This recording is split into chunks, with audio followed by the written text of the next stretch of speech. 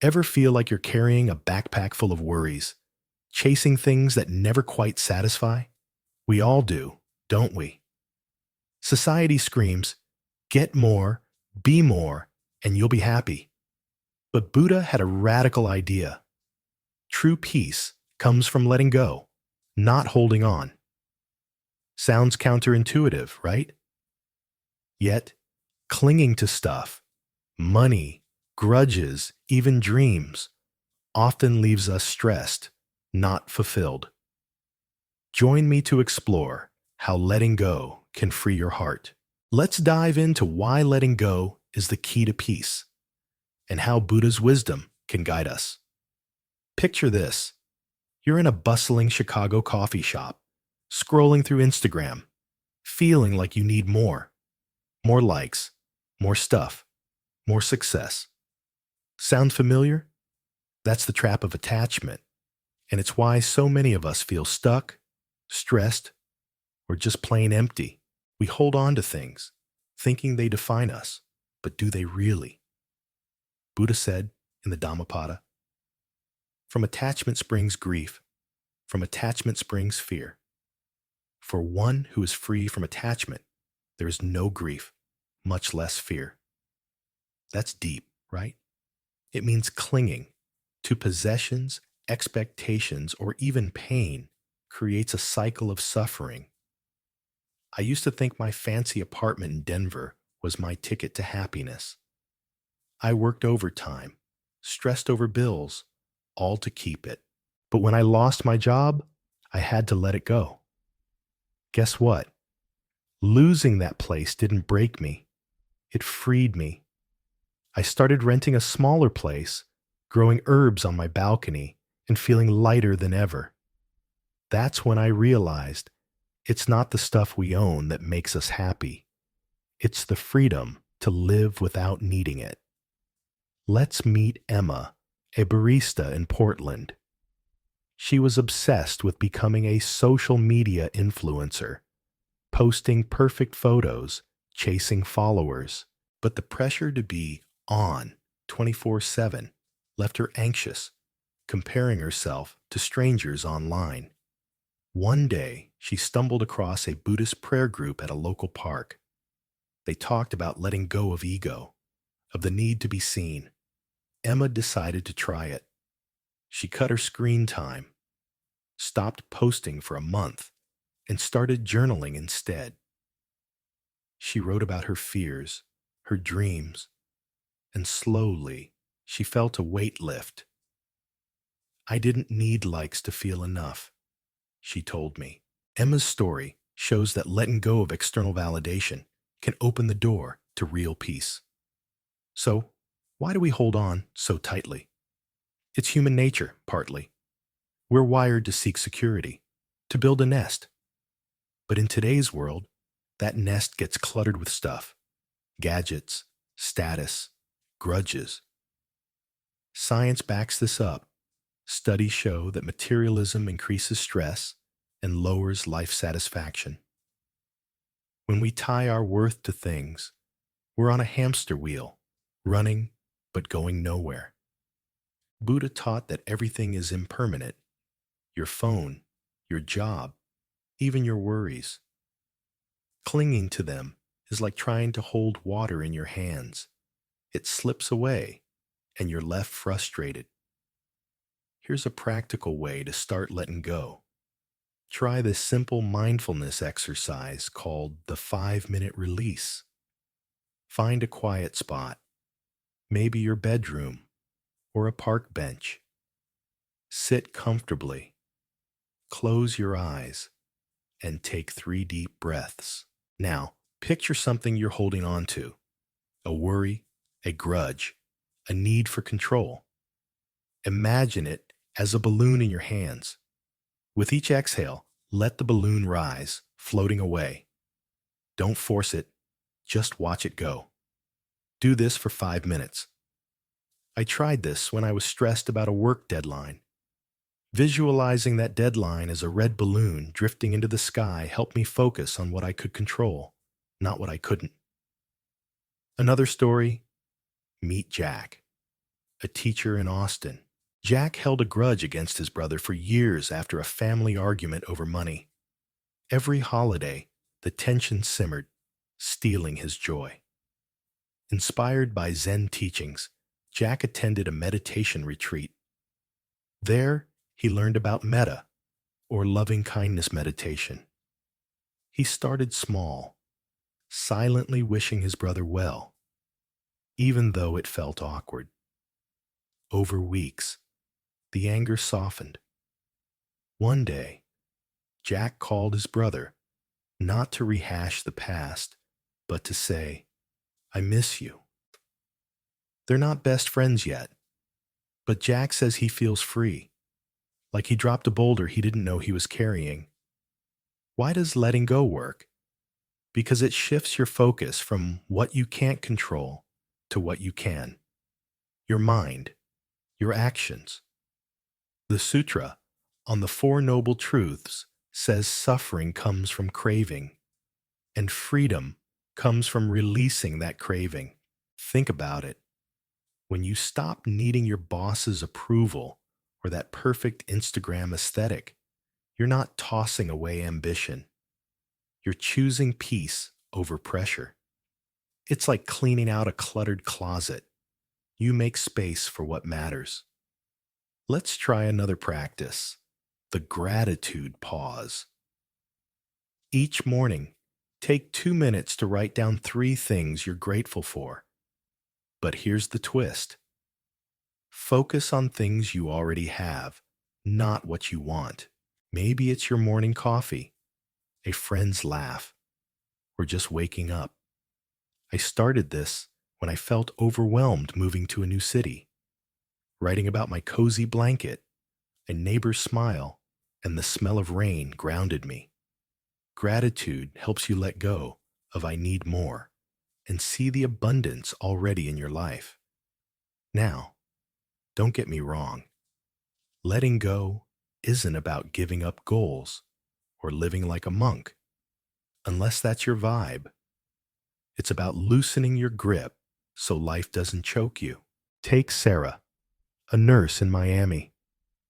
She was fixated on buying a dream house, working double shifts, barely sleeping. But after reading about Buddhist prayer, she realized she was missing the present. Her kids' giggles, sunset walks. Sarah decided to save less aggressively and spend more time with her family. She still wants that house, but she's not letting it steal her joy today. That's the power of letting go. You live now, not in some future perfect moment. But let's dig deeper, because letting go isn't just about stuff or grudges. It's about letting go of who you think you need to be. We live in a world that's always telling us to hustle, to be the best, to never stop. I used to feel like I had to prove myself every day, like if I wasn't climbing some ladder, I was failing. But then I read something from Thich Nhat Hanh, a Zen master, who said, "You don't need to become anything. You are already enough."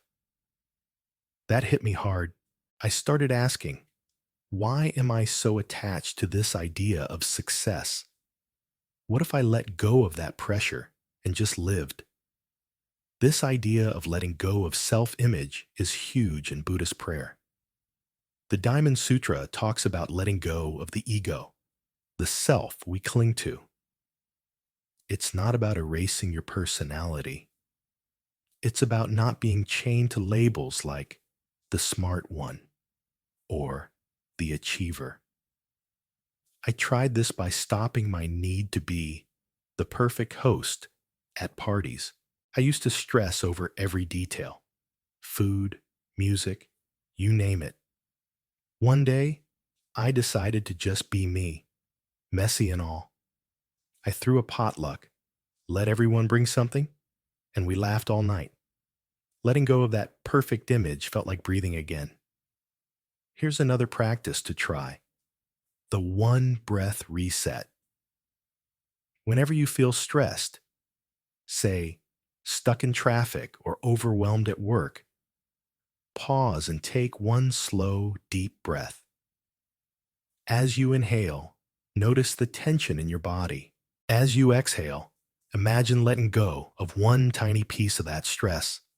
It's quick. You can do it anywhere. I started doing this during stressful meetings. One breath, and I'd feel my shoulders drop, my mind clear. It's not magic, but it's a small way to practice non-attachment in the moment. Let's talk about another angle: letting go of expectations. We all have them, don't we? We expect people to act a certain way, life to go as planned, but expectations are like invisible strings, pulling us into disappointment. Buddha's teaching on impermanence reminds us that nothing stays the same. People change. Plans fall apart. I learned this the hard way when a friend canceled a big trip we'd planned for months. I was upset. Felt like I'd wasted time dreaming about it. But then I thought, what if I let go of needing that trip to be happy? I ended up spending that weekend hiking near my city, and it was one of the best days I'd had in ages. Meet Lisa, a graphic designer in Seattle. Lisa was crushed when her dream job at a big tech company fell through. She'd pinned all her hopes on it, thinking it would make her career. But after attending a Zen teachings workshop, she started practicing mindfulness. She began focusing on the present, her current freelance projects, her morning runs. Letting go of that dream job expectation didn't mean giving up. It meant finding joy in what she was already doing. Now, Lisa says she's happier than she ever was chasing that corporate title. Here's a story from the Jataka Tales, ancient Buddhist stories. A monkey once found a shiny gem and carried it everywhere, thinking it made him special. But the gem was heavy, and he grew tired. One day, he dropped it in a river and felt so light, he danced. The lesson? What we cling to often burdens us more than it benefits us. I think about that monkey when I'm tempted to hold on to something, a goal, a regret that's weighing me down. It's a reminder that letting go can be joyful, not scary. Another practice, the daily declutter. Each day, pick one thing to let go of. It could be a physical item, like an old shirt you never wear, or an emotional one, like a nagging worry. If it's physical, donate it. If it's emotional, write it down and tear up the paper. I tried this with a box of old letters that stirred up bad memories. Shredding them felt like cutting a chain. It's small, but it builds the habit of release. Letting go also means embracing the present moment. In Zen teachings, the present is all we have. Past is gone. Future isn't here. I used to obsess over what ifs.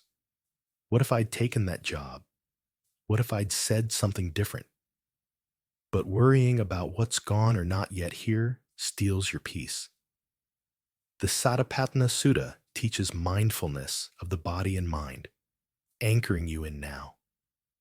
I started practicing this by noticing my senses, what I see, hear, feel when I'm stressed.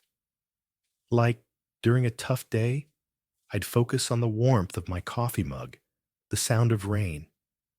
It pulls you back to the present, where peace lives. One last story. Meet Tom, a chef in New Orleans. Tom was attached to his reputation as the best in his restaurant. He'd snap at coworkers, stressed about every dish. After a burnout, he found a Buddhist prayer book and started meditating. He realized he was clinging to an image that hurt him more than helped. Tom began focusing on cooking with love, not perfection. He let go of needing to be the best and found joy in the act of creating. His team noticed. He's calmer, happier, and the food's even better. Here's the thing. Letting go doesn't mean you stop caring. It means caring differently about what's real, what's now. Buddha's path isn't about escaping life. It's about living it fully without chains. The Heart Sutra says, form is emptiness. Emptiness is form. It's a fancy way of saying nothing is permanent, so why hold so tight? I started applying this by letting go of needing everyone to like me. I used to bend over backward to please people, but now I'm okay with not being everyone's cup of tea. It's liberating. One final practice, the evening reflection. Before bed, spend 5 minutes thinking about your day. What did you hold on to that you could release tomorrow? Maybe it's a harsh word you said, or a worry about work.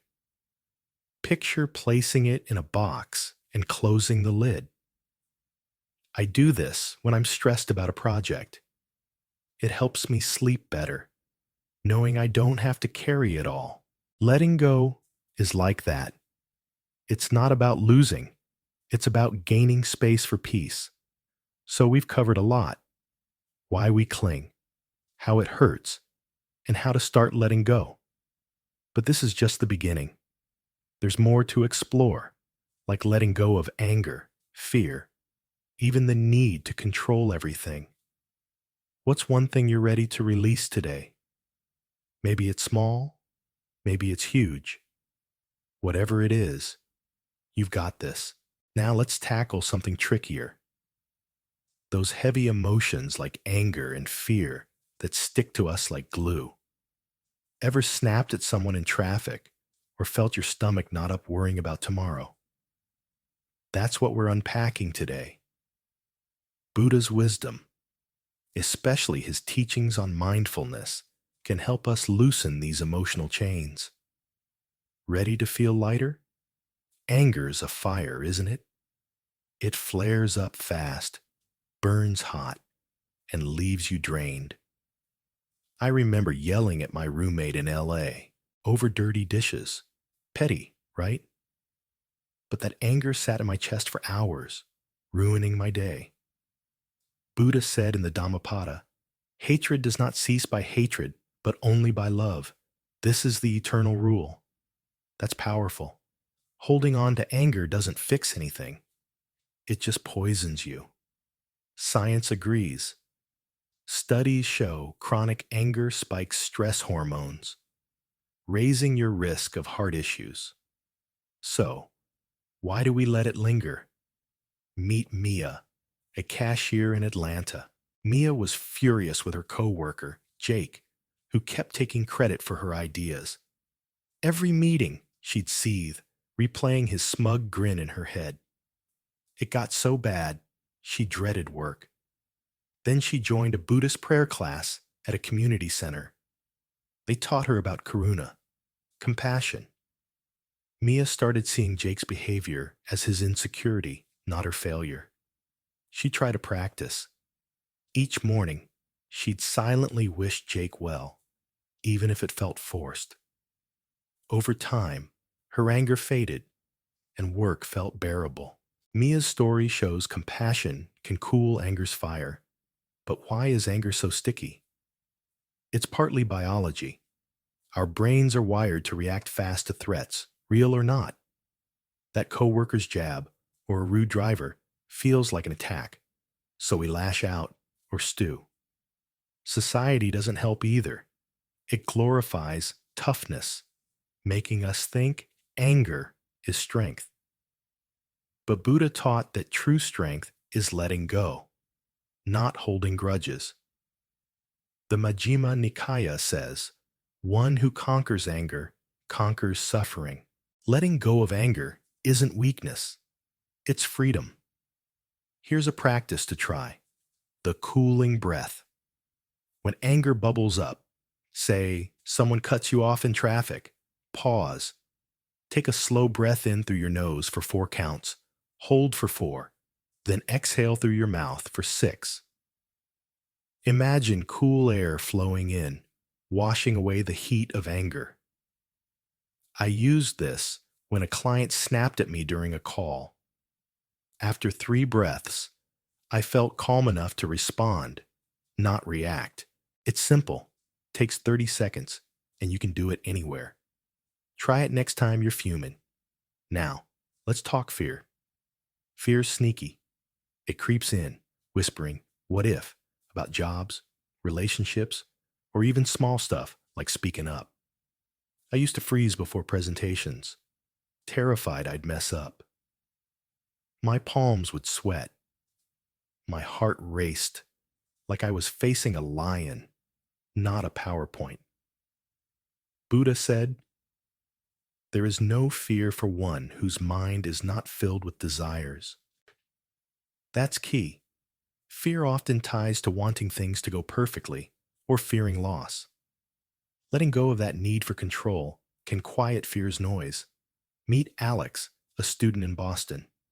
Alex was paralyzed by fear of failing his finals. He'd stay up all night, panicking, unable to study. A friend dragged him to a Zen teachings workshop where he learned about mindfulness. The teacher quoted the Sutta Nipata.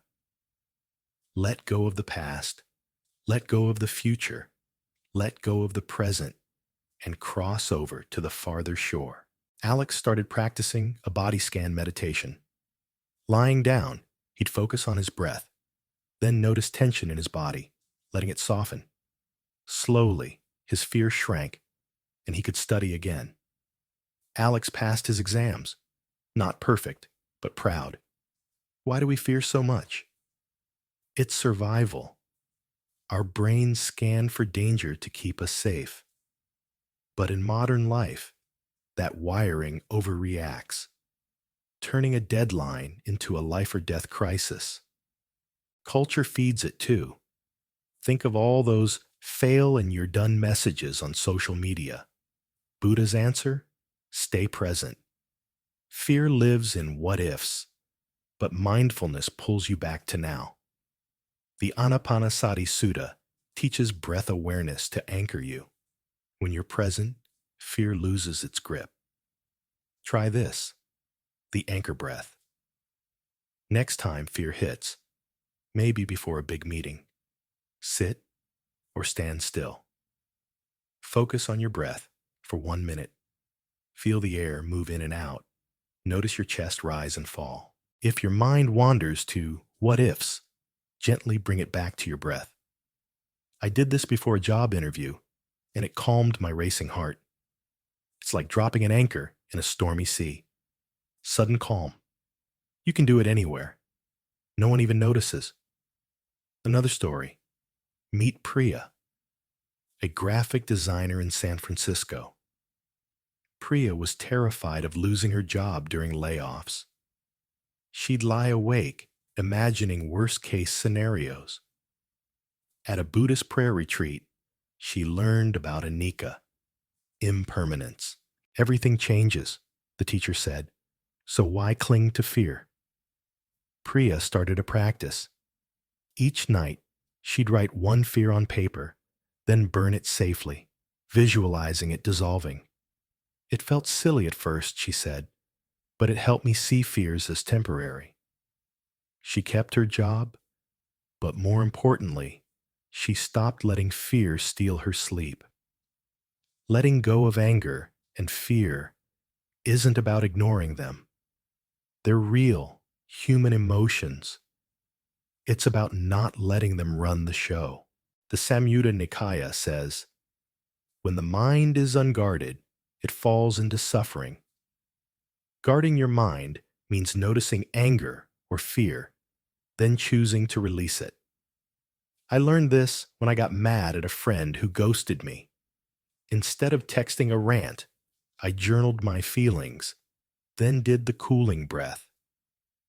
The anger didn't vanish, but it lost its power over me. Here's another practice, the compassion wish. When anger flares, say, at a rude coworker, pause and silently wish them peace.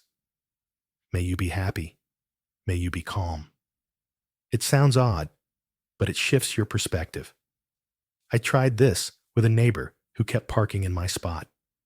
Wishing him well didn't fix the parking, but it stopped me from stewing.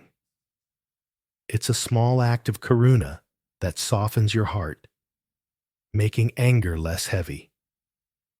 Let's dig into fear again, because it's a big one. Fear often hides behind perfectionism. I used to obsess over every email, scared I'd look dumb if I made a typo. Zen teachings help me see that perfection is an illusion. Nothing's flawless. The Prajnaparamita Sutra says, there is no attainment because there is nothing to attain. That's freeing. You don't need to be perfect to be enough. I started sending emails with less overthinking, and guess what? No one cared about that missing comma. Another story. Meet Carlos, a bartender in Chicago. Carlos lived in fear of judgment. He'd avoid sharing ideas at work, scared his boss would laugh. After reading about Buddhist prayer, he tried a walking meditation. Strolling in a park, he'd focus on his steps, breathing slowly, letting fearful thoughts pass like clouds. It was like hitting reset, he said. Carlos started speaking up, and his boss loved his ideas.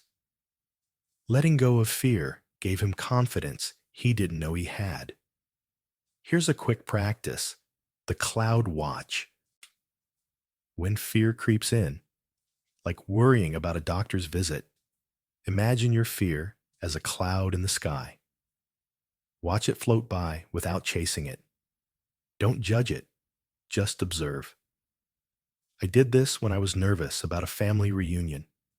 Picturing my worry as a cloud helped me stay calm during awkward chats. It's a mental trick to see fears as passing, not permanent. Why does letting go of emotions work? Because it rewires your mind. Neuroscience shows mindfulness reduces activity in the amygdala, the brain's fear center. Buddha knew this 2,500 years ago. Control your mind. Control your suffering. The Vitakasantana Sutta teaches replacing unwholesome thoughts with wholesome ones. When anger or fear arises, swap it for compassion or presence. It's not easy, but it's a skill you build, like lifting weights. One more story. Meet Jenna, a mom in Denver. Jenna was angry at her ex-husband for missing their kid's birthday. She'd rant to friends, but it only fueled her rage. At a Zen teachings class, she learned about forgiveness, not excusing, but freeing herself. Jenna started a practice. Each day, she'd write one thing she appreciated about her ex, like his old sense of humor. Slowly, her anger softened, and she could co-parent without bitterness. I did it for me, not him, she said. Here's a final practice: the emotion journal. Each evening, spend 5 minutes writing about an emotion that weighed you down today. Anger, fear, anything. Describe it. Then write one way you can let it go tomorrow, like breathing or wishing someone well. I started this after a tough breakup. Writing about my hurt, then planning a kind act, helped me move forward. It's like unloading your emotional backpack before bed. Letting go of anger and fear is a journey, not a race. Some days, you'll slip and snap or worry. That's okay. Buddha taught patience, not perfection. The Anguttara Nikaya says, step by step, moment by moment, one walks the path to peace. What's one emotion you're ready to loosen your grip on? Maybe it's a grudge or a worry about tomorrow. Whatever it is, you're not alone. We've tackled stuff, status, anger, and fear. Now let's talk about something we all wrestle with: the need to control everything. Ever planned your day to the minute, only for life to laugh and mess it up? Or stressed about the future, trying to script it perfectly? That's the control trap, and it steals your peace. Buddha's Zen teachings show us how to let go of control and live fully in the present. Ready to loosen that grip? Control feels good, doesn't it? It's like holding the steering wheel of life, thinking you can dodge every bump. I used to micromanage everything: my work, my schedule, even my vacations. Once, I planned a perfect Seattle hiking trip, down to the snacks. Then it rained all weekend, and I was crushed. Buddha said in the Samyutta Nikaya, "Whatever is not yours, let it go. Letting it go will be for your long-term happiness." Control isn't ours. Life shifts like the weather. Clinging to it breeds stress, not calm. Meet Rachel, a marketing manager in Dallas. Rachel was a control freak. Her team's projects had to be perfect, every email triple-checked. But the pressure left her exhausted, snapping at colleagues. At a Buddhist prayer retreat, she learned about anatta, no self. The idea? We don't control everything. We're part of a bigger flow. Rachel started small. She'd let her team handle tasks without hovering. At first, it felt scary, but mistakes weren't disasters. She felt lighter, and her team thrived. Rachel's story shows that letting go of control can build trust and peace. Why do we crave control? It's fear dressed up. Fear of failure, uncertainty, or looking bad. Our brains love predictability. It's why we check weather apps obsessively. But life's not a script. Studies show over-controlling boosts anxiety. Your body stays in fight or flight mode. Buddha's answer is Chan Neem, or mindfulness, staying present, not wrestling with what's next. The Satipatthana Sutta says, "Observe the body in the body, ardent, clearly knowing, being here now, cuts the need to control what's not here yet." Try this practice, the present pause. Next time you're stressed about controlling something, like a work deadline, stop for 30 seconds. Look around.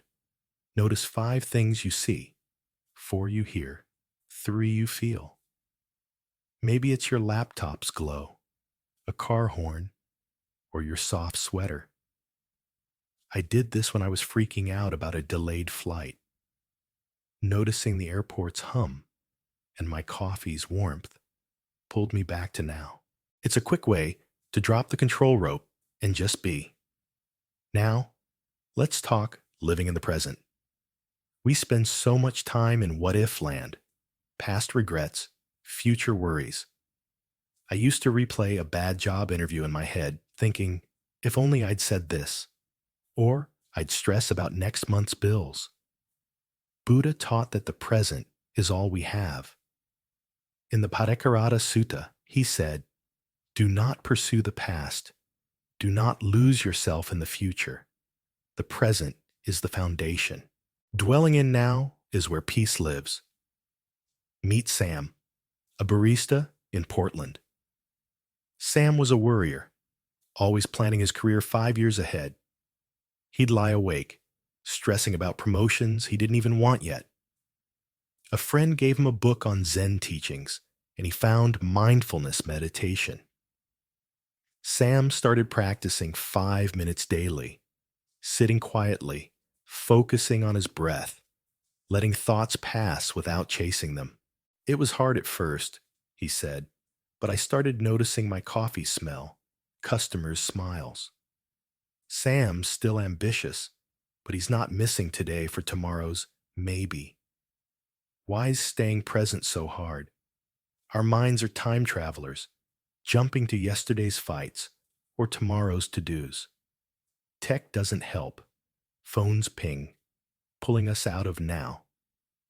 Neuroscience says our default brain mode wanders, but mindfulness rewires it to focus.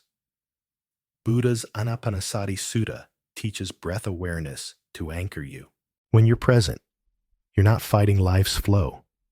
You're riding it. It's like floating on a river instead of swimming against it. Here's another practice: the sensory check-in. Once a day, pause for 2 minutes. Name one thing you're tasting, smelling, seeing, hearing, touching. Maybe it's your lunch's spice, a flower's scent, a bird's chirp. I started this during stressful work days. Noticing my pen's weight or a coworker's laugh grounded me. It's simple, but it trains your mind to stay here, not in what's next. You can do it at a red light or during a coffee break. Another story: meet Aisha, a teacher in Chicago. Aisha obsessed over controlling her students' behavior. She'd plan lessons to the second, but kids are kids. They derail her. She was drained, doubting her skills. At a Buddhist prayer workshop, she learned about upekkha, equanimity. It's accepting what you can't change. Aisha tried letting go. She'd plan, but if a lesson went off track, she'd adapt, not panic. Her classes got fun, and she slept better. Letting go of control gave her joy in the chaos. Control also ties to perfectionism. I used to rewrite emails 10 times, scared they weren't good enough. It was exhausting. The Prajnaparamita Sutra says, "No perfection, no imperfection." Nothing's perfect because life's always changing. Letting go of perfect doesn't mean slacking. It means freedom. I started sending emails after one draft. Were they flawless? No. Did it matter? Nope. Work got done, and I had time to breathe. Try this: the good enough step. Pick one task you over-control, like cleaning or work emails. Do it to 80% of your usual standard, then stop. Trust it's enough. I tried this with cooking dinner. Instead of a gourmet meal, I made a quick stir-fry. It wasn't Instagram-worthy, but it was tasty, and I had an hour to relax. It's a small way to practice letting go of control without risking big stakes. Another angle: control often hides in relationships. We want people to act how we expect. Friends, partners, even strangers. I used to get mad when my sister didn't call back fast enough. I thought she should care more. Zen teachings flip that. The Metta Sutta says, "May all beings be happy, may they be at ease." Wishing others well, without controlling them, frees you. I started wishing my sister peace instead of demanding replies. Our chats got warmer, and I wasn't stressed waiting. Meet Liam, a nurse in Miami. Liam tried controlling his boyfriend's habits. Late nights, messy apartment. It sparked fights, and Liam felt like a nag. At a Buddhist prayer class, he learned about letting go of expectations. Liam practiced metta meditation, silently wishing his boyfriend happiness daily. He stopped nitpicking, focused on their good moments. "We're closer now," he said. Letting go didn't fix everything, but it saved their connection. Liam's story shows control in relationships often backfires. Freedom works better. Here's a practice: the freedom wish. When you want to control someone, say, "A friend who's late." Pause. Silently wish them well. May you be calm. May you be free. It shifts your focus from control to care. I did this with a flaky coworker. wishing her peace didn't make her punctual, but it stopped me from fuming. It's a meta trick that softens your heart and cuts the urge to micromanage. Let's talk more about the present. Living in now sounds simple, but it's radical. I used to eat lunch while scrolling my phone, barely tasting my food. The Dhammapada says, mindfulness is the path to the deathless. That's big. Being present keeps you alive to life's beauty. I started eating one meal a day mindfully. No phone, just tasting each bite. My sandwich wasn't just bread and cheese. It was a moment of joy. That's the power of now. Another story. Meet Tara, a writer in New York. Tara was a control addict, planning every chapter of her novel years out. But writer's block hit, and her plans crumbled. At a Zen teachings retreat, she learned about shunyata, emptiness.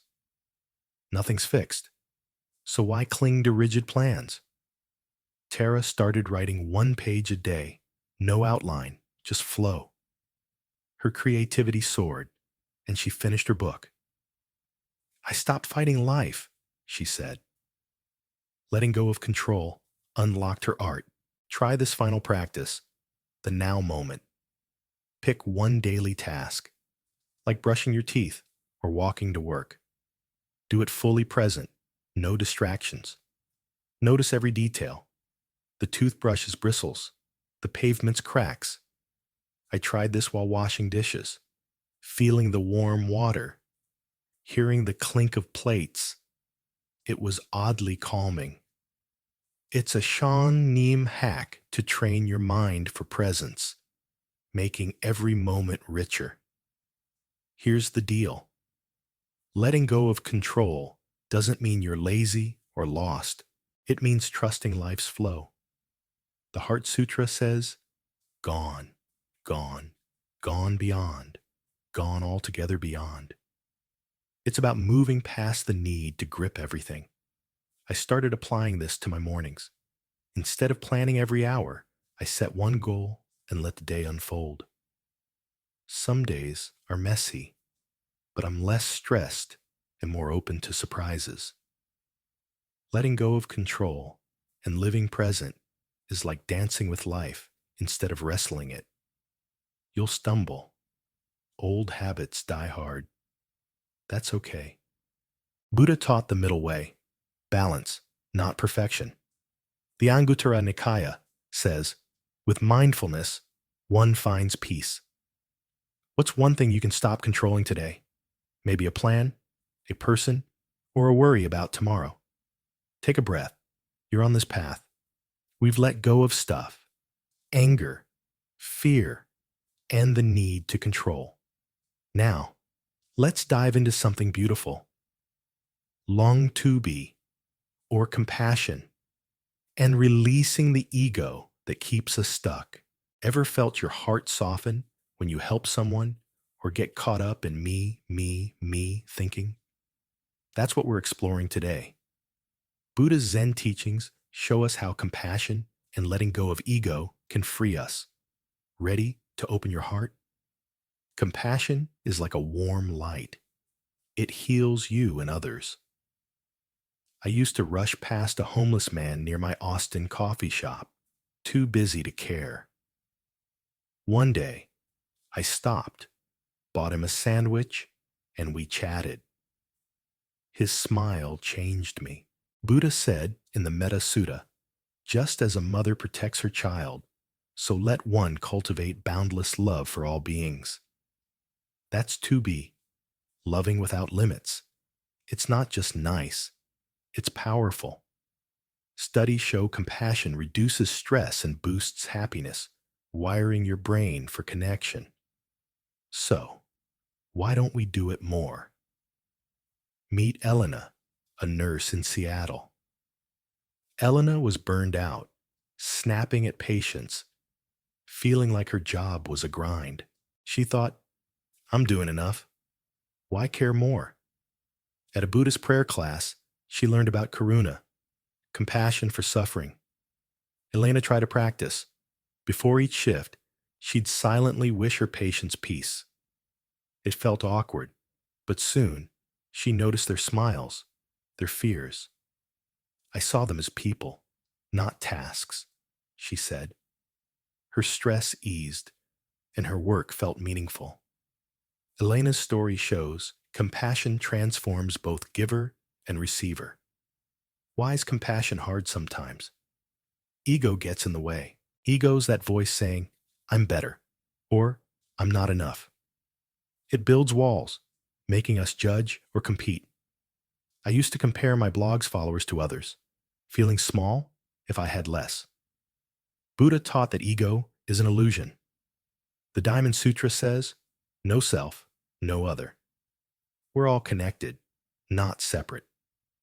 Letting go of ego means seeing others' pain as yours, their joy as yours. That's where compassion blooms. Try this practice, the loving kindness wave. Sit quietly for 5 minutes. Start by wishing yourself peace. May I be happy, may I be calm. Then picture a loved one. May you be happy, may you be calm. Next, a neutral person, like a cashier. Finally, someone tough, like a rude coworker. Wish them peace too. I did this when I was mad at a friend. Wishing her well softened my heart, even if we didn't talk. It's a meta practice that builds compassion step by step. Now, let's talk ego. Ego's sneaky. It's not just arrogance. It's any time we put me first. I used to hog conversations, wanting to sound smart. It pushed people away. The Samyutta Nikaya says, by overcoming the conceit I am, one attains peace. Ego makes us cling to labels. Successful, pretty, right? But those are temporary. Letting go of ego isn't losing yourself. It's finding your true self, connected to everyone. Science backs this. Humility strengthens relationships and lowers anxiety. Meet Noah, a lawyer in Miami. Noah's ego was huge. He had to win every argument, be the star at work. But it left him lonely, always proving himself. At a Zen teachings retreat, he learned about anatta, no self.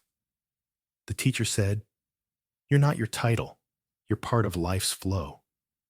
Noah tried listening more, asking colleagues about their lives instead of boasting. I felt free, he said. His co-workers warmed up, and he made real friends. Noah's story shows dropping ego opens doors to connection. Why do we cling to ego? It's a shield. Fear of being less makes us puff up or shrink. Society fuels it, rewarding flash over substance. Think Instagram filters or LinkedIn flexing. Buddha's answer? Mindfulness. The Satipatthana Sutta teaches observing your thoughts without owning them. When you notice ego, say jealousy, don't fight it. Just watch it pass.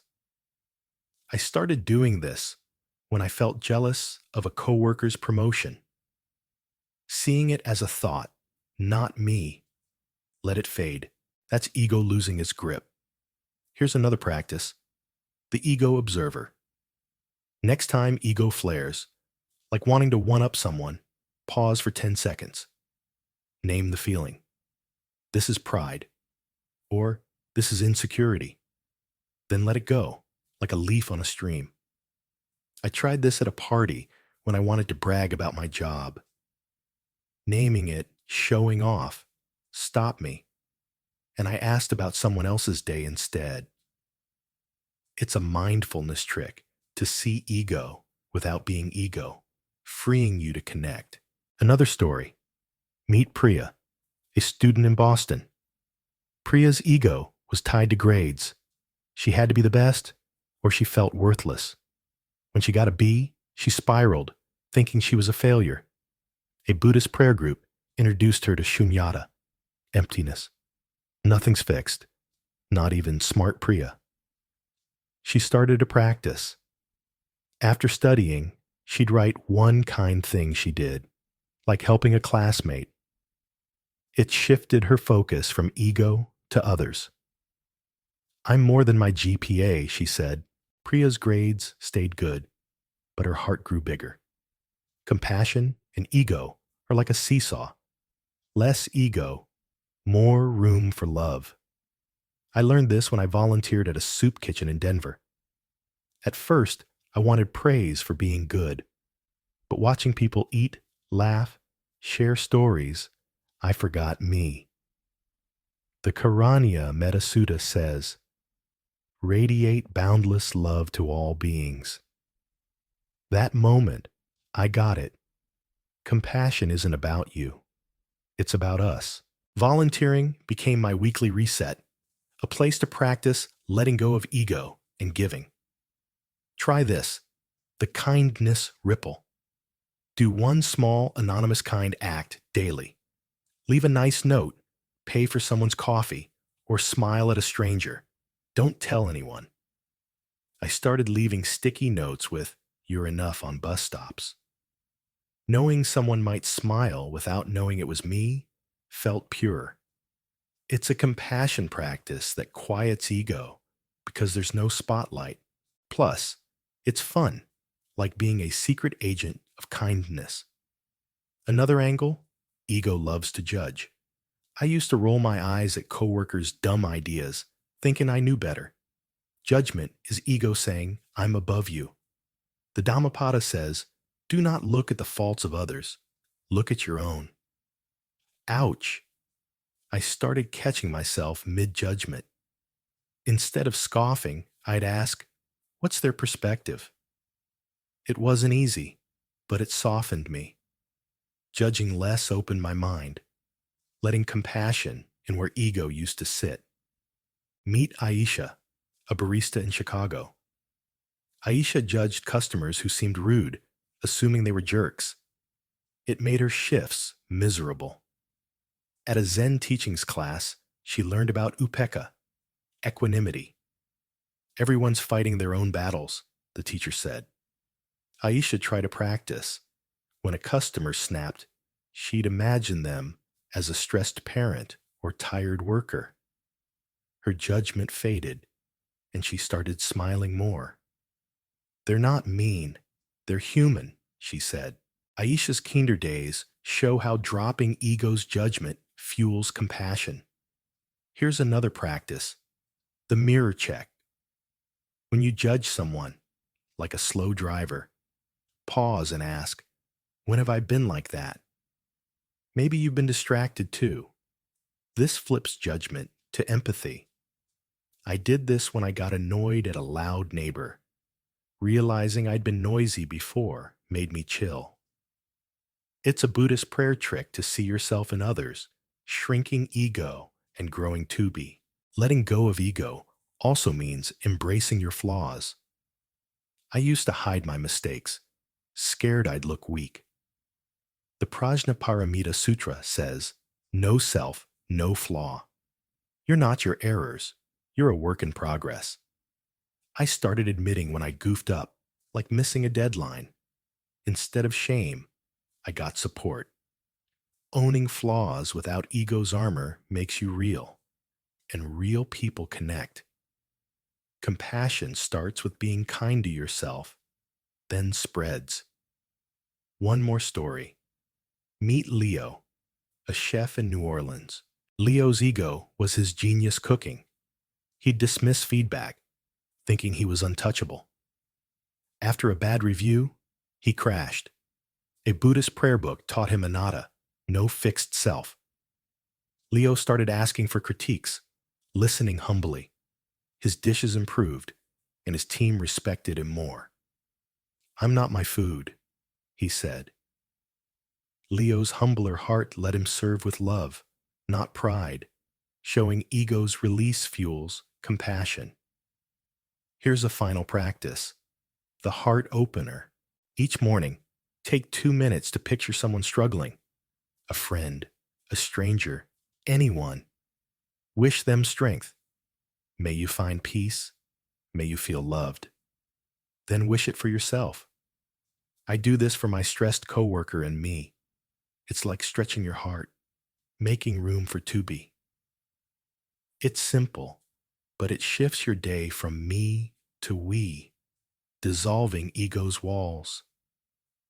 Compassion and ego work hand in hand. Less I, more us. Buddha's path isn't about being perfect. It's about being present, kind, connected. The Anguttara Nikaya says, compassion is the root of all good. What's one kind act you can do today? Maybe a smile, a note, or just listening. It's not small. It's a step to peace. We've let go of stuff, emotions, control, and ego. Now let's face something we all carry. Suffering, pain, loss, regrets. They weigh us down, don't they? But what if we could release that burden and find joy in life's simple moments? Buddha's wisdom teaches us to let go of suffering and embrace simplicity. And today, we've got a story with a twist that'll hit your heart. Ready to feel lighter? Suffering feels like a shadow, always trailing you.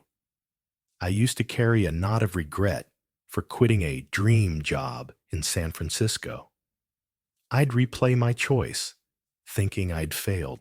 Buddha said in the Dhammapada, pain is inevitable, but suffering is optional. That's huge. Pain happens, loss, heartbreak, but suffering comes from clinging to it.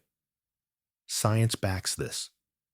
Ruminating on pain amps up stress hormones, trapping us in a loop. Letting go of suffering isn't denying pain. It's choosing not to let it define you. Meet Ava, a teacher in Minneapolis. Ava lost her mom to cancer 2 years ago. The grief was crushing. She'd cry at random moments, unable to teach. She thought, I'll never be happy again. At a Buddhist prayer group, she learned about dukkha, suffering, and its cause, attachment to what's gone. Ava started a practice. Each night, she'd light a candle, say a memory of her mom, and blow it out, letting the pain soften. Slowly, she smiled at her mom's old jokes, not just her absence. But here's the twist. Stay tuned. Why do we hold suffering so tight? It's familiar, like an old coat. We think it honors our pain, but it traps us. Society doesn't help, glorifying tough-it-out vibes over healing. Buddha taught that suffering ends with release. The Samyutta Nikaya says, when you let go of clinging, you touch liberation. That's not escaping pain. It's living beyond it. Finding joy in simplicity, like a warm tea or a sunset, helps us loosen suffering's grip, opening us to peace. Try this practice, the candle release. Light a small candle, safely, when you're feeling heavy. Think of one pain or regret. Speak it softly, like, I miss you, or I wish I'd tried. Blow out the candle, imagining the pain drifting away. I did this for my job regret, saying, I let you go. And watching the smoke curl up felt freeing. It's a Buddhist prayer ritual, simple but powerful, to honor pain without carrying it forever. Do it weekly, or whenever you need. Now, let's talk simplicity. Joy hides in small things, but we chase big wins. Fancy cars, viral posts. I used to think a promotion would fix me. Spoiler, it didn't. The Majjhima Nikaya says, contentment is the greatest wealth. Simplicity isn't about owning less. It's about needing less to be happy. Studies show minimalism boosts mental clarity. Less clutter, more calm. When you let go of more, you find enough in a laugh, a breeze, a quiet moment. Meet Ethan, a barista in Portland. Ethan was drowning in debt, chasing a cool lifestyle New phone, trendy clothes. He felt empty, like nothing was enough. A friend took him to a Zen teachings talk where he heard about Santosha, contentment.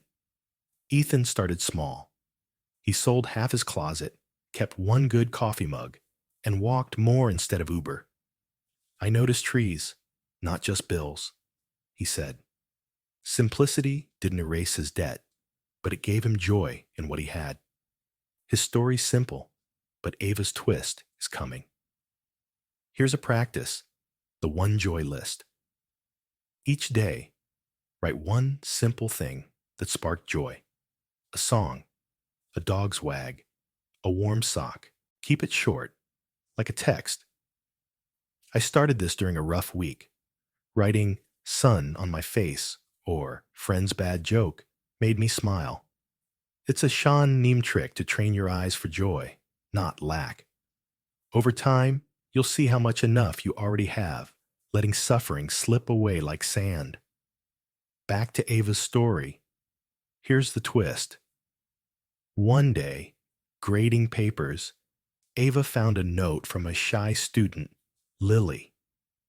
It read, "You make me feel safe, like my mom did." Ava froze. She'd been so lost in grief, she hadn't seen how her kindness touched others. That note cracked her heart open, not with pain, but gratitude. She started a class project. Kids wrote letters to people they'd lost. Ava joined, writing to her mom. Sharing those letters, she laughed, cried, and felt alive. Letting go of suffering didn't erase her mom's loss. It let Ava find joy in giving, in simple connections. That twist hits, right? Ava thought suffering was her story's end, but it was a bridge to meaning. The Karanya Metta Sutta says, "Radiate boundless love to all beings." Ava's love for her students, sparked by a note, showed her joy in simplicity. A child's words, a shared tear. Suffering can lead to beauty if you let it go. That's Buddha's genius. Pain is real, but it's not the whole story. Another story, meet Lila, a nurse in Miami. Lila carried guilt for a patient she couldn't save. It haunted her, stealing sleep. At a Buddhist prayer retreat, she learned about Kshanti, patience with pain. Lila tried to practice. Each morning, she'd say, "I did my best. I released this weight." She also volunteered at a hospice, finding joy in small acts. Holding hands, reading aloud. "I can't save everyone," she said, "but I can be there." Letting go of guilt let her find peace in simple care. Try this, the soft forgiveness. When guilt or regret stings, like a mistake at work, sit quietly. Place a hand on your heart. Say, "I forgive myself. I let this go." Imagine the pain as a stone sinking in a river. I did this after snapping at my dad. Saying, "I'm sorry. I released this," eased my chest. It's a Kshanti practice to be patient with yourself, letting suffering dissolve so joy can surface. Do it daily for a week. See how it feels. Another angle.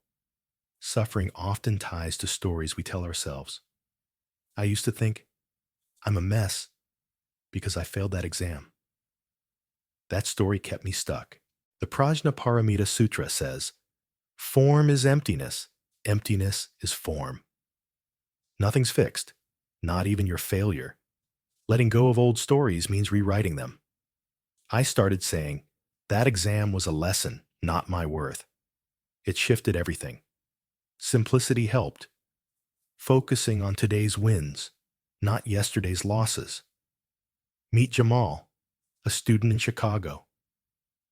Jamal grew up in a tough neighborhood, carrying shame for not making it out like his brother. He felt broken, unworthy. A Zen teachings class taught him about shunyata, emptiness.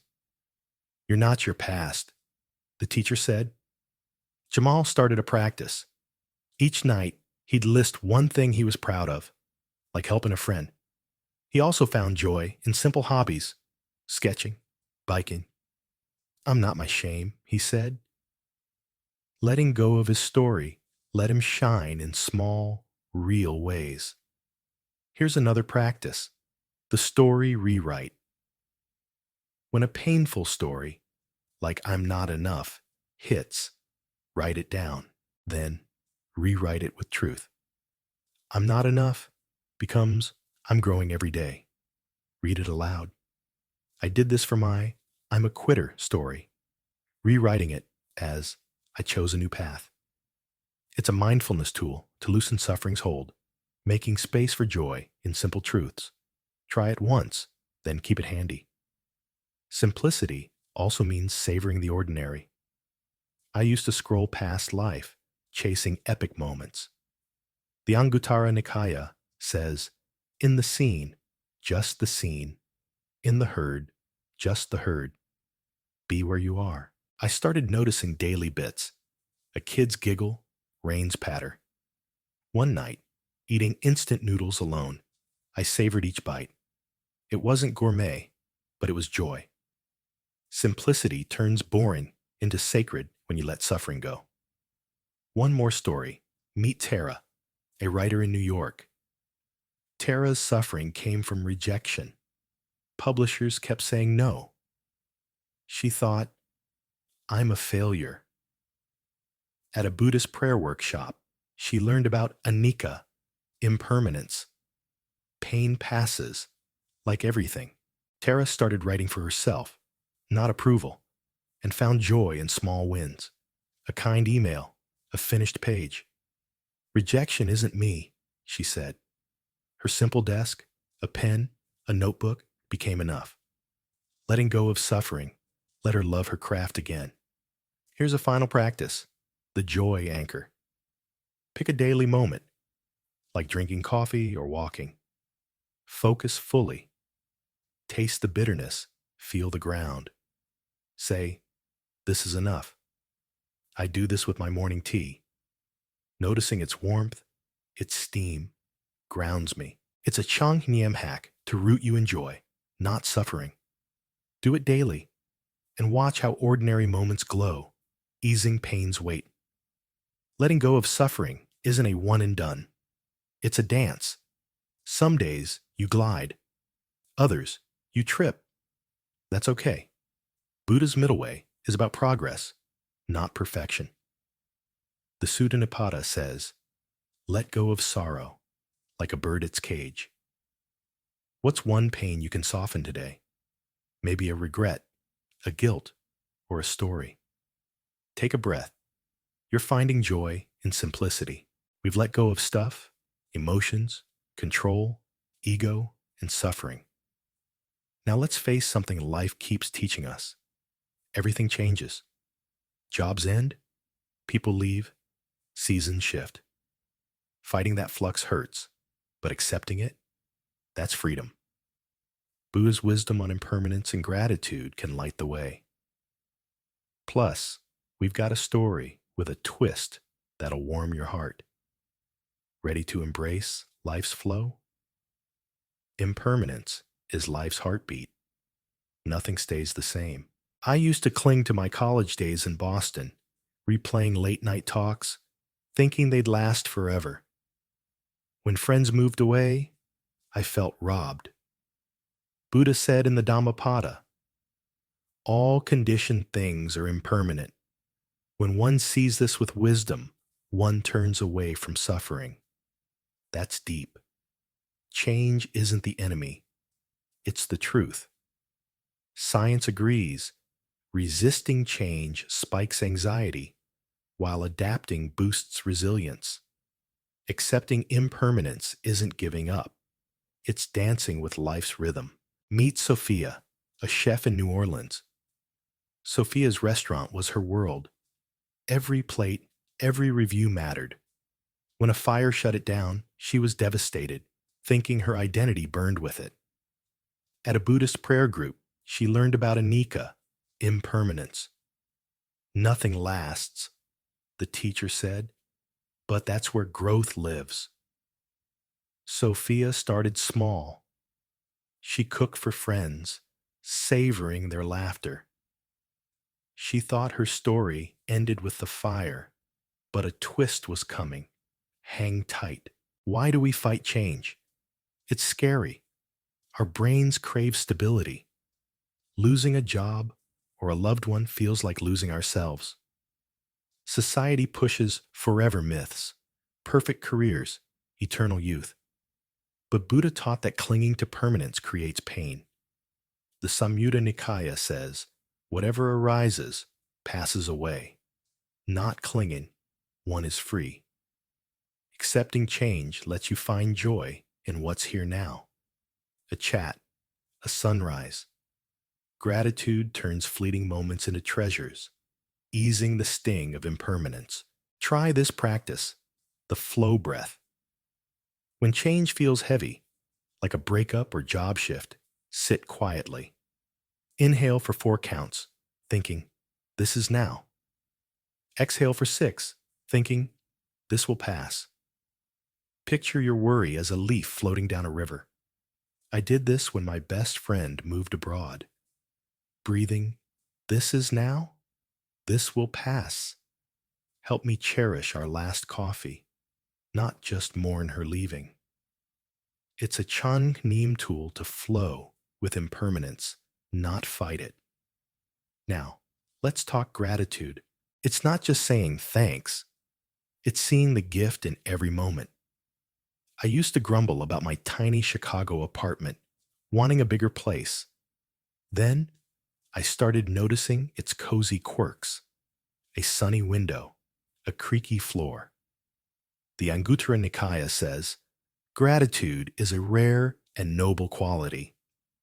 Studies show it rewires your brain, boosting dopamine and reducing stress. Gratitude doesn't erase change.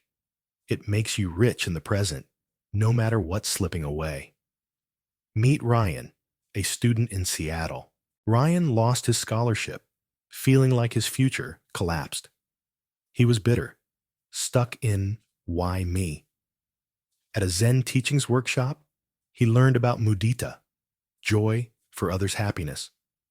Ryan tried to practice. Each day, he'd note one thing he was thankful for, like a professor's help or a free library. It shifted his lens. I saw what I still had, he said. His story's simple, but Sophia's twist is about to hit. Here's a practice, the gratitude glow. Each night, write 3 things you're grateful for. Small stuff, like a warm bed, a kind word, or a good song. Don't just list, feel them. I started this during a lonely move to Denver. Writing hot tea, neighbor's wave, starry sky warmed me up. It's a Buddhist prayer habit to anchor you in now, softening the fear of change.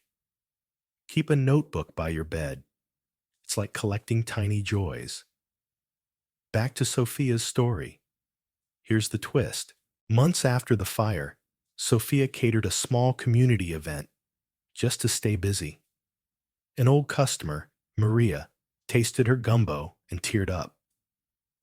This is my mom's recipe, Maria said. She'd lost her mom years ago, and Sophia's food brought her back. They hugged, and Maria asked Sophia to teach a cooking class at the community center. Sophia, who thought her purpose died, found it again. Not in a restaurant, but in sharing love through food. That moment flipped her pain into gratitude. That twist tugs, doesn't it? Sophia thought impermanence stole her dream, but it led to a deeper one. The Karaniya Metta Sutta says, may all beings be happy, may they be at ease. Sophia's cooking, born from loss, spread joy, showing gratitude can bloom and change. Impermanence isn't just loss. It's a door to new beginnings, if you're open to it. Another story. Meet Maya, a nurse in Miami. Maya's divorce left her feeling like life unraveled. She clung to her old routine, hoping it'd feel normal. At a Buddhist prayer retreat, she learned about upekkha, equanimity. Change is neither good nor bad. It just is. Maya started a practice. Each morning, she'd say, I welcome today as it comes. She found joy in small shifts, new coworkers, a yoga class. Change isn't my enemy, she said. Accepting impermanence let her rebuild with gratitude. Try this, the open welcome. When change looms, like a new job or move, pause, say aloud, I accept this moment. I'm grateful for what it brings. Feel your shoulders drop.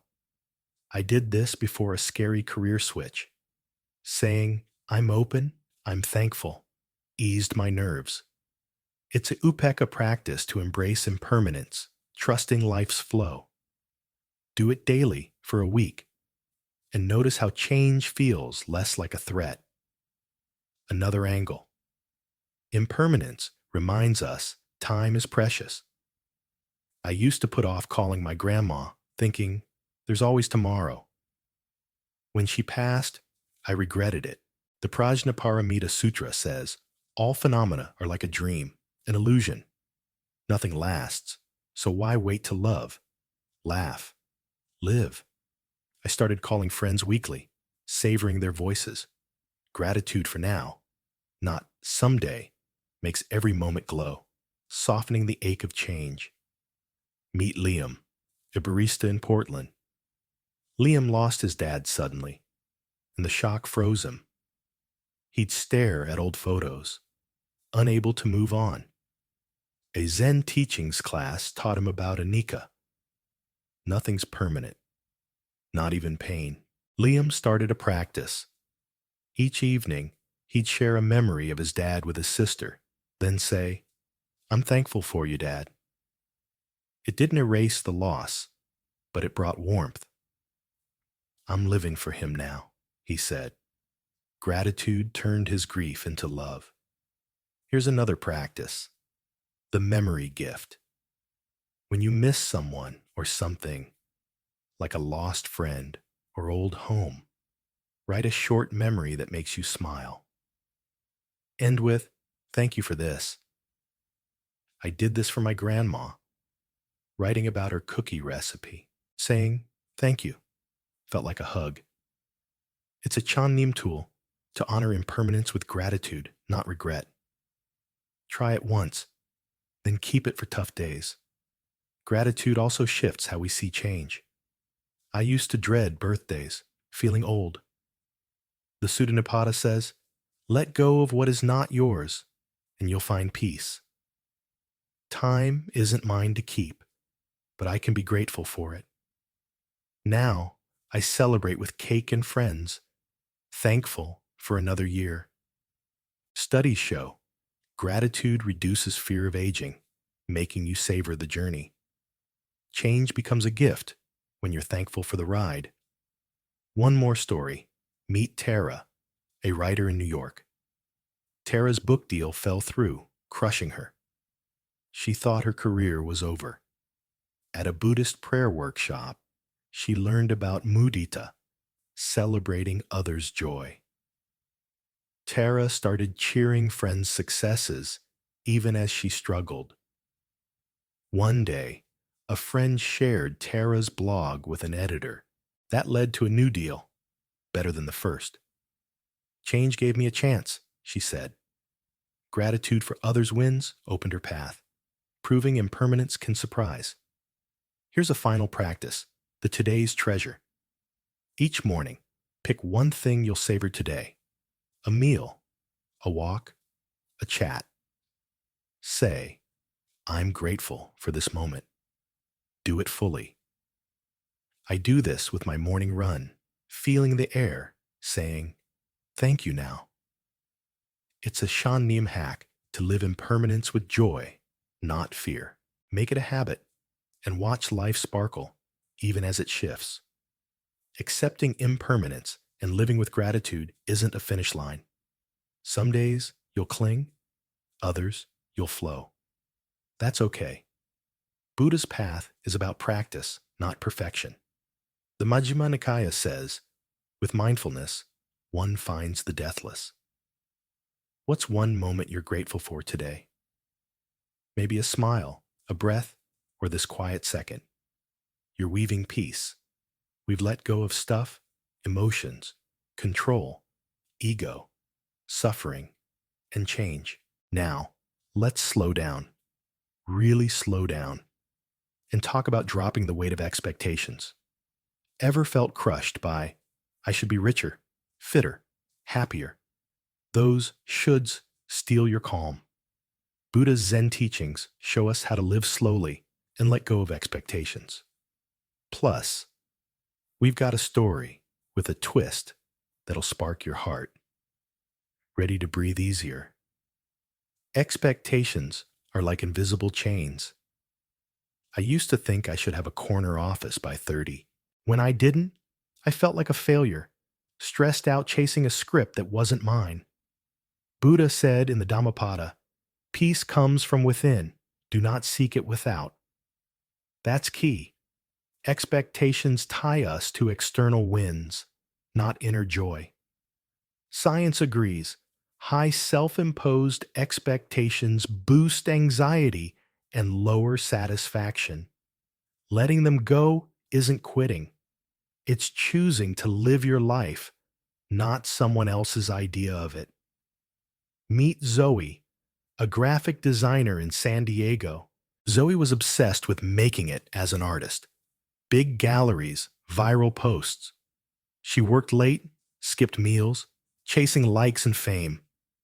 It left her burned out, hating her sketchbook. At a Buddhist prayer class, she learned about upekkha, equanimity. Stop judging your path, the teacher said. Zoe tried sketching for fun, not followers. She thought her dream was dead, but a twist was brewing. Stick around. Why do we pile on expectations? It's wiring. Our brains plan to survive, but society cranks it up. Social media screams, be perfect, and hustle culture says, never enough. Buddha taught that expectations are cravings, and cravings cause pain. The Samyutta Nikaya says, when one abandons craving, suffering ceases. Letting go of shoulds frees you to savor now, a coffee's warmth, a friend's text. Slowing down helps you see that enough is already here. Try this practice, the expectation drop. When a should hits, like I should be promoted, pause, write it down, then cross it out. Say, I release this, I'm enough now. Imagine the pressure fading like mist. I did this when I stressed about not keeping up with friends' careers. Crossing out, I should be ahead, felt like shedding a backpack. It's a Chang Neem tool to loosen expectations, grounding you in the present. Try it next time you feel less than. Now, let's talk living slowly. We rush. Work, errands, notifications. Like life's a race. I used to scarf lunch while emailing, barely tasting it. The Majjhima Nikaya says, live in the present with mindfulness and find calm. Slowing down isn't lazy, it's intentional. Studies show mindfulness reduces cortisol, calming your nervous system. When you slow down, you notice life's texture. A breeze, a laugh. It's like turning a blurry photo into high def without the weight of what's next. Meet Ezra, a teacher in Austin. Ezra was a multitasker, grading papers while texting, always behind. He felt like a hamster on a wheel, exhausted, joyless. A Zen teachings workshop introduced him to sati, mindfulness. Ezra tried one task focus, grading without distractions, savoring each moment. I saw my students' words, not just marks, he said. Slowing down didn't fix his to-do list, but it gave him peace in each task. His story's grounded, but Zoe's twist is coming. Here's a practice: the slow sip. Pick one daily moment, like drinking tea or walking. Do it slowly, fully. Notice the cup's warmth, the ground's feel. Take 30 seconds, no rush. I started this with my morning coffee. Feeling its heat, tasting its bite, made it a ritual, not a gulp. It's a Buddhist prayer habit to live slowly, cutting the rush that fuels expectations. Do it daily and watch how hurry loses its grip. Back to Zoe's story. Here's the twist. One day, Zoe doodled at a park. No pressure, just joy. A kid, Mia, watched, mesmerized. "You're an artist," Mia said, eyes wide.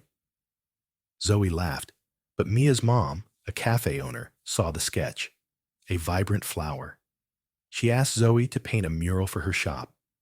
That mural went viral online, not because Zoe chased fame, but because she drew from her heart. Zoe's failure became a gift when she let go of expectations. That twist lands, right? Zoe thought success meant galleries, but slow, authentic joy led to something real. The Karaniya Metta Sutta says, "May all beings be happy, may they be at ease." Zoe's mural, born from presence, spread joy, showing that letting go of shoulds opens unexpected doors. Slowing down lets you live your truth, not a checklist, and that's where peace grows. Another story. Meet Lila, a nurse in Miami. Lila expected to be a perfect mom. Pinterest crafts, flawless meals. When she couldn't keep up, she felt like she failed her kids. At a Buddhist prayer retreat, she learned about Kshanti, patience. Lila tried being present, reading to her son, not planning the perfect night. His giggle was enough, she said. Letting go of expectations let her love messily, fully. Slowing down showed her motherhood's beauty in its chaos. Try this, the present gift. Pick one interaction daily, like a chat with a friend. Be fully there. No phone, no planning ahead. Listen. Feel the moment. I did this with my sister. Hearing her laugh, not checking my watch, felt like a gift. It's a sati practice to live slowly, cutting expectations of perfect moments. Try it for a week and see how connections deepen without the should filter. Another angle. Expectations often come from others. I used to stress about my parents' hopes for me. Stable job, big house. Saying no felt like betrayal. The Prajnaparamita Sutra says, no attainment, no non-attainment. There's no right life to win. I started setting boundaries, choosing my path with gratitude, not guilt. Studies show boundary setting reduces stress, freeing you to live authentically.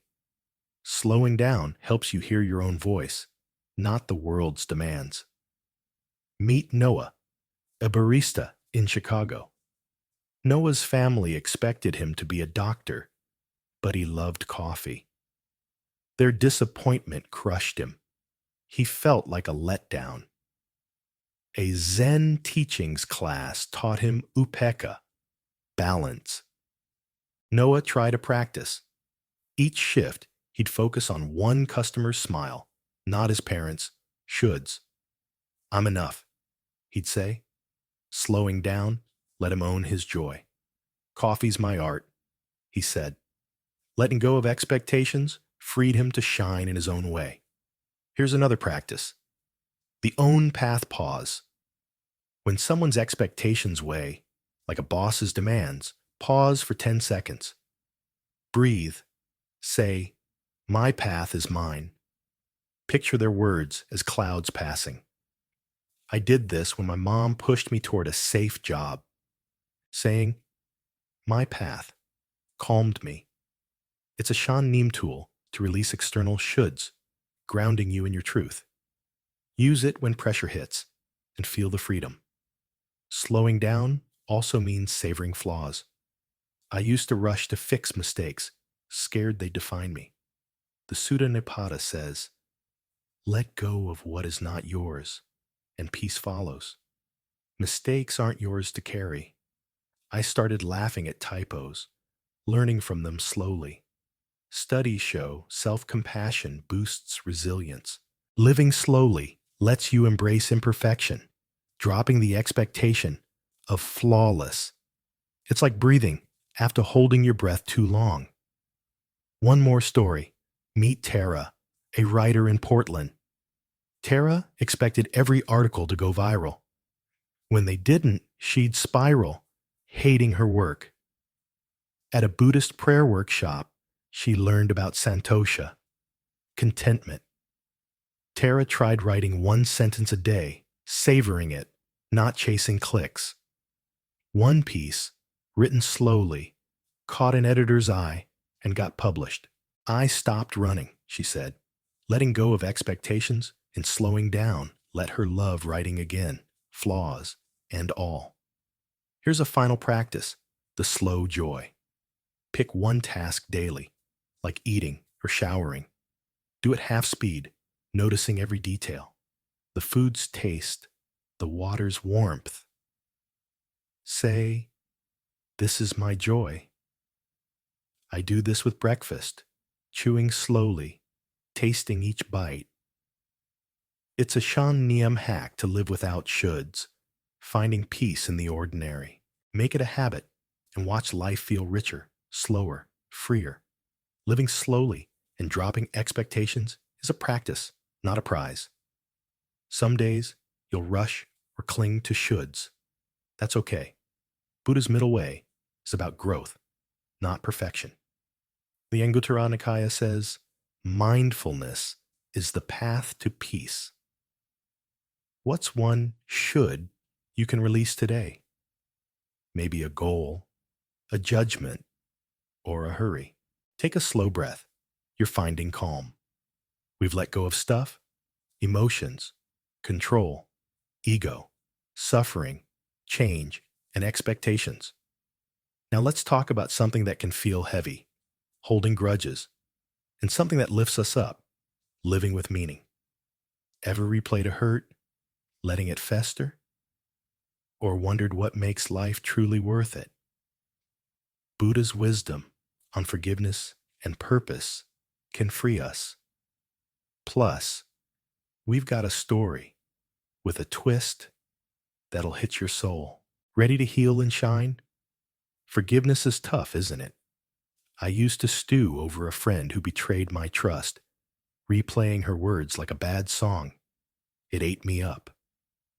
Buddha said in the Dhammapada, hatred does not cease by hatred, but only by love. This is the eternal rule. That's profound.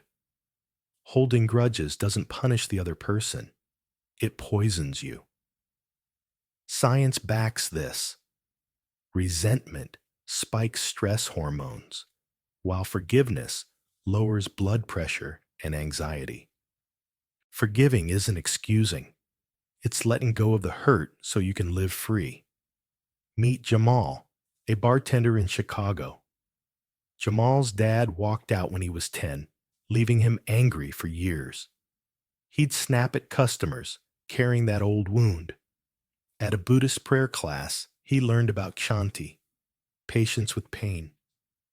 Jamal tried a practice. Each night, he'd write a letter to his dad, not to send, but to release. I forgive you, he'd end. He thought anger was his shield, but a twist was coming. Hold on, why do we cling to grudges? It's human. Our brains latch onto betrayal to protect us. But society eggs it on, glorifying get even over let go. Buddha taught that forgiveness is strength. The Samyutta Nikaya says, "One who abandons ill will finds peace." Forgiving doesn't mean forgetting. It means choosing love over hate for your own heart. Living with meaning helps too. When you know your purpose, grudges feel smaller and life feels bigger. Try this practice. The forgiveness flame. Picture someone who hurt you, like a coworker who lied. Imagine a small flame in your chest. Whisper, "I release this pain. I forgive." Let the flame burn away the hurt, leaving warmth. I did this for my friend's betrayal. Picturing that flame soften my anger, not overnight, but bit by bit. It's a Buddhist prayer ritual to let go of grudges, making space for peace. Try it weekly in a quiet moment. Now, let's talk living with meaning. Meaning isn't a big house or a viral post. It's what makes your heart sing. I used to chase promotions, thinking they'd define me. They didn't. The Majjhima Nikaya says, "The wise live for the good, the true, the beautiful." Meaning comes from connection, kindness, purpose. Studies show purpose-driven people have lower stress and longer lives. When you live for what matters, you don't need grudges. They're just baggage on your journey. Meet Lila, a nurse in Miami. Lila felt lost, working long shifts, wondering, is this it? She resented coworkers who seemed happier. A Zen teachings workshop introduced her to Dharma, living your truth. Lila started small. She'd comfort patients with extra care, finding joy in their gratitude. "This is my purpose," she said. Slowing down showed her meaning in small acts, not just big wins. Her story's simple, but Jamal's twist is about to land. Here's a practice, the purpose spark. Each morning, ask, "What's one kind thing I can do today?" Maybe it's a smile, a call, or helping a stranger. Do it, then notice how it feels. I started this during a rough month. Helping a neighbor with groceries gave me a glow no paycheck could. It's a Shan Nim tool to find meaning in daily acts, shrinking the space for grudges. Keep a mental note. It's like planting seeds of purpose. Back to Jamal's story. Here's the twist. One night, a regular at the bar, Mr. Ellis, overheard Jamal mention his dad. "I knew a guy like that," Ellis said. Turns out, Ellis had worked with Jamal's dad years ago and knew he'd struggled with addiction, not malice. He gave Jamal a photo of his dad smiling at a company picnic. Jamal cried, not from anger, but relief. Forgiving his dad wasn't about excusing him. It was about seeing him as human. That photo became Jamal's reminder. Meaning lies in understanding, not hate. That twist hits, doesn't it? Jamal thought his anger defined him, but forgiveness opened a door to meaning. The Karanya Metta Sutta says, "Radiate boundless love to all beings." Jamal's release of his grudge, sparked by a stranger's kindness, let him live for connection, not pain. Forgiveness isn't just healing. It's a path to purpose, making every day feel alive. Another story. Meet Tara, a writer in Portland. Tara held a grudge against an editor who rejected her manuscript harshly. She'd seethe, avoiding her laptop. At a Buddhist prayer retreat, she learned about metta, loving kindness. Tara tried wishing her editor well. "May you be happy." It felt fake at first, but it softened her. She started writing again, for herself, finding meaning in her words. "My work's my voice," she said. Forgiveness freed her to create with purpose, not spite. Try this, The kindness wish. Pick someone you resent, like a rude boss. Silently wish them, may you be calm, may you be free. Do it daily for a week. I did this for a coworker who snubbed me. Wishing her peace didn't fix her, but it calmed me. It's a meta practice to dissolve grudges, letting you focus on what makes life meaningful. It's simple, but it shifts your heart. Another angle. Grudges often hide self-blame. I used to beat myself up for trusting that friend who betrayed me, thinking, I'm so stupid. The Prajnaparamita Sutra says, no self, no blame. You're not your mistakes. I started forgiving myself, saying, I trusted, I learned. Studies show self-forgiveness boosts mental health, reducing depression. Living with meaning helps. When you're kind to yourself, you don't need to hold grudges to feel right. Meet Ezra, a teacher in Austin. Ezra resented a colleague who got a promotion he wanted. He blamed himself for not working harder. A Zen teachings class taught him kshanti, patience with self. Ezra tried a practice. Each day, he'd list one thing he did well, like inspiring a student. It shifted his focus to purpose, teaching, not competing. I'm enough, he said. Forgiving himself, let him live for his students, not his grudges. Here's another practice, the self-forgiveness mirror. Look in a mirror, say, I forgive myself for mistake. I'm growing. Feel the words. I did this after missing a deadline, saying, I forgive myself for rushing. It felt awkward, but it lifted guilt. It's a Chan Neem tool to release self-blame, freeing you for meaningful acts. Try it once, then keep it for tough moments. Meaning also comes from small connections. I used to think big goals, like fame, gave life purpose. But helping a stranger or hugging my mom feels bigger. The Sutta Nipata says, live like a lamp, shining for all. Small acts, listening, sharing, light up your life. Studies show altruism boosts well-being, making you feel part of something larger. Forgiving others clears the fog, letting you see these moments clearly. One more story. Meet Aisha, a barista in Seattle. Aisha held a grudge against her sister for missing her birthday. It stung, and she stopped calling. At a Buddhist prayer workshop, she learned about Dharma, living with truth. Aisha wrote her sister, forgiving her, and they talked. Her sister was struggling, not careless. We're closer now, Aisha said. Forgiveness rebuilt their bond, giving her life meaning through family, not resentment. Here's a final practice, the meaning moment. Each evening, reflect on one moment that felt meaningful. A kind word, a shared laugh. Write it down.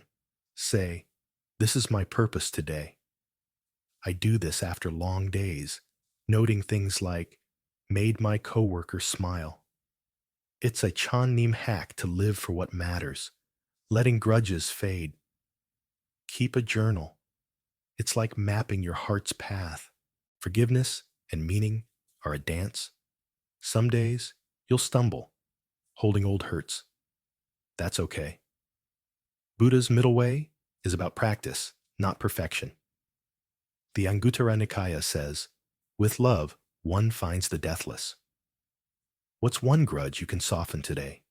Maybe a friend's slight or your own mistake. Take a breath. You're living with purpose. We've let go of stuff. Anger, control, ego, suffering, change, expectations, and grudges. Now, let's wrap it up by living fully, with boundless compassion and deep meaning. Ever felt that spark when you truly connect with life? That's what Buddha's path leads to. We've got one last story with a twist to light you up, plus a call to carry this piece forward. Ready to live your truth. This series wasn't about becoming someone new. It was about uncovering who you already are. I used to think peace was out there, a better job, a perfect day. But Buddha showed us it's here in letting go. The Dhammapada says, better than 1,000 hollow words is one word that brings peace. That word, love. Compassion for yourself, others, life itself. Science agrees. Acts of kindness boost oxytocin, calming your heart. Living with meaning isn't chasing more. It's embracing now with open arms, free from what weighs you down. Why do we struggle to live fully? We're tangled in if-only thoughts. If only I had more, did more, was more. Buddha taught that meaning flows from presence. The Samyutta Nikaya says, in the seen, only the seen. In the herd, only the herd. Be here, love now. Studies show mindfulness strengthens neural pathways for joy, making every moment richer. Compassion ties it together. When you give love, you feel it. Letting go of not enough lets you live with purpose, right where you stand. Try this practice, the love ripple. Each day, do one tiny act of compassion. Smile at a stranger, thank a cashier, or text a friend. You're awesome. Feel the warmth it creates. I started this during a stressful week, leaving a keep going note for my mail carrier. Knowing it might brighten her day lit me up. It's a meta practice to spread love, anchoring you in meaning. Do it daily and watch how life glows. Let's talk meaning. It's not a grand stage. It's the quiet moments that hum with purpose. I used to scroll past life, chasing big wins. Then I started noticing small joys. My dog's wag, a kid's giggle. The Anguttara Nikaya says, the greatest gift is a heart of service. Meaning comes from giving, time, care, presence. Studies show volunteering boosts life satisfaction, connecting you to something bigger. When you live with compassion, every step feels like it matters, no matter how small. Meet Ryan, a barista in Seattle. Ryan felt trapped, serving coffee while dreaming of bigger things. He resented his job, thinking it lacked purpose. A Zen teachings class taught him Dharma, living your truth. Ryan started chatting with customers, learning their stories, making their day. This is enough, he said. Slowing down showed him meaning in every cup, every smile. His story's simple, but Elena's twist is about to hit you. Here's a practice. The moment of meaning. Each night, write one moment that felt purposeful. A kind word, a shared laugh, a quiet breath. Say, this is my truth. I do this after long days, noting things like, listen to mom's story. It's a Chang Neem tool to see meaning in the ordinary, letting you live fully without chasing more. Keep a journal. It's like collecting sparks of your heart. Another story. Meet Aisha, a teacher in Chicago. Aisha felt her life lacked meaning, stuck grading papers, resenting ungrateful students. At a Buddhist prayer retreat, she learned about bodhicitta, the wish to benefit others. Aisha started praising her students' efforts, not just their grades. One kid, Mia, bloomed, saying, "You make me believe in me." Aisha found purpose in lifting others. Compassion turned her job into a calling, free from old doubts. Try this, the compassion pause. When you feel lost, pause for 10 seconds. Picture someone you care about. Wish them, may you be happy. Then wish it for yourself. I do this when I'm down, picturing my brother. It's a bodhicitta practice to reconnect with love, grounding you in purpose. Use it anytime life feels heavy and feel the shift. Another angle, meaning comes from letting go of comparison. I used to envy friends with better lives, cool jobs, big trips. It dulled my joy. The Prajnaparamita Sutra says, no self, no other. We're all connected, not competing. I started celebrating others' wins, feeling lighter. Studies show gratitude for others reduces envy, boosting well-being. Compassion for all, yourself included, makes life meaningful because you're not racing, you're sharing. Meet Tara, a writer in Portland. Tara felt meaningless, comparing her blog to influencers' fame. A Zen teachings class taught her mudita, joy for others. Tara started cheering friends' posts, not scrolling in envy. She wrote from her heart, not for likes. A reader emailed, "Your words help me through grief." Tara's purpose wasn't viral. It was real. Letting go of comparison let her live with meaning, touching lives one post at a time. Here's another practice, the joy for all. When envy hits, like a friend's promotion, pause, say, "I'm happy for you," and mean it. Then, name one thing you love about your life. I did this when a colleague got a raise. Saying, "Congrats," and "I love my team," eased my sting. It's a mudita tool to replace comparison with compassion, rooting you in your own meaning. Try it next time jealousy creeps in. Meaning also grows in stillness. I used to fill every second. Work, phone, noise, scared of quiet. The Sutta Nipata says, in silence, wisdom arises. Sitting still, I found purpose in just being, breathing, existing. Studies show meditation boosts clarity, helping you align with what matters. Compassion flows in quiet moments when you're not striving, just loving life as it is. Slow down, and meaning finds you. Here's a final practice, the heart anchor. Each morning, sit for 2 minutes, breathe, say, "I live for love, I live for now." Picture your day filled with kindness. I do this before work, imagining smiling at coworkers. It's a Chang Niem hack to start with purpose, letting compassion guide you. Make it a ritual, and watch how every moment feels like it counts. You've learned to let go, to love, to live. Buddha's middle way isn't perfection, it's practice.